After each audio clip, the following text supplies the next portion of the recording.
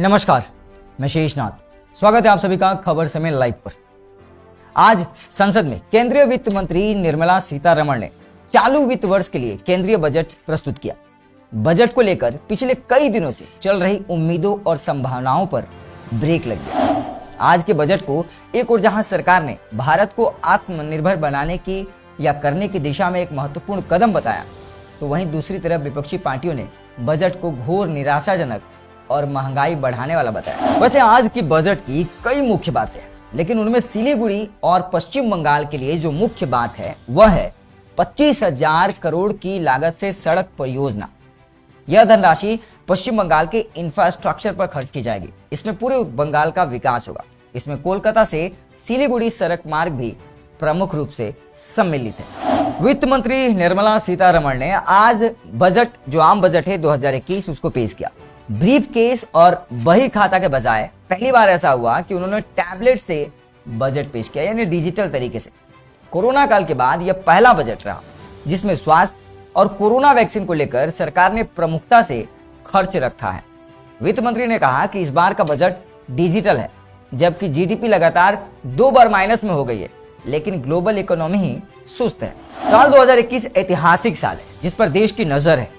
इस मुश्किल वक्त में भी मोदी सरकार किसानों की आय दोगुनी करने और आम लोगों को सहायता पहुंचाने का काम कर रही है, ये कहना था वित्त मंत्री निर्मला सीतारमण का। तो आइए जल्दी से आपको बजट की, जो आज आम बजट पेश हुई है, जिसका इंतजार काफी समय से अनाउंसमेंट होने के बाद ही लोग कर रहे थे कि 1 फरवरी को आखिर आम लोगों के लिए उनकी उम्मीदों पर कैसे और क्या कार्य किए जाएंगे वित्त मंत्री के द्वारा, तो एक नजर डाल ही लेते हैं कि इस आम बजट में वो कौन सी मुख्य बातें हैं जो प्रमुखता से शामिल की गई है और जिसे जानना बेहद जरूरी है। नजर डालिए।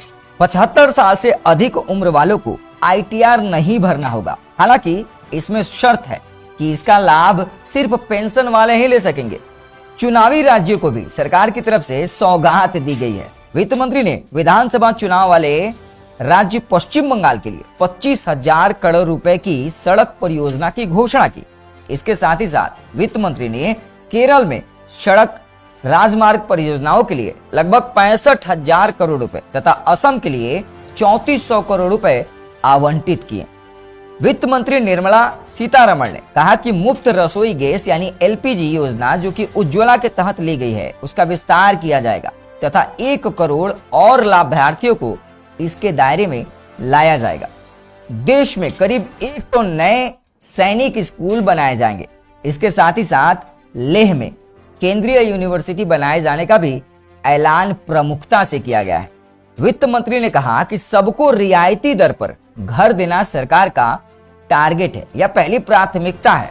इसके लिए लोन के 1.5 लाख रुपए तक की राशि पर ब्याज पर छूट की स्कीम 1 साल और बढ़ा दी गई है। पूंजीगत खर्च में 5.54 लाख करोड़ रुपए का प्रस्ताव और स्वास्थ्य बजट 94,000 करोड़ रुपए से बढ़कर 2.38 लाख करोड़ रुपए कर दिया गया है। तो ये थी बजट की खास बातें। पर इससे इतर कुछ विपक्षी पार्टियों का यह आरोप है, या यूं कह लें कि साफ तौर पे कहना है कि यह बजट महंगाई बढ़ाने वाला है। खास तौर पे जो इलेक्ट्रॉनिक्स हैं, मोबाइल हो गए, चार्जर हो गए, उन पर एक्साइज ड्यूटी बढ़ाने को लेकर के आशंकाएं हैं कि दाम बढ़ सकते हैं। पेट्रोल और डीजल के दामों को बढ़ने को लेकर के भी विपक्षी पार्टियों ने सरकार को घेरने की कोशिश की कि इस बजट से आने वाले समय में पेट्रोल और डीजल के भी दाम बढ़ेंगे और ऐसे में आम जनमानस भी इससे प्रभावित होंगे। आपको पता ही है, डीजल के दाम बढ़ने के बाद भाड़ा बढ़ने लगता है गाड़ियों का, फिर जो परिचालन होता है सामान को एक जगह से दूसरे जगह ले जाने, उन सारी चीजों पे हर एक जगह पे थोड़े थोड़े पैसे बढ़ते रहते हैं और अंत में जाकर जो उपभोक्ता होते हैं उनके ही जेब से सारे खर्च भरने पड़ते हैं, यानी कह ले कि उनके ही जेब पर खर्च बढ़ता है।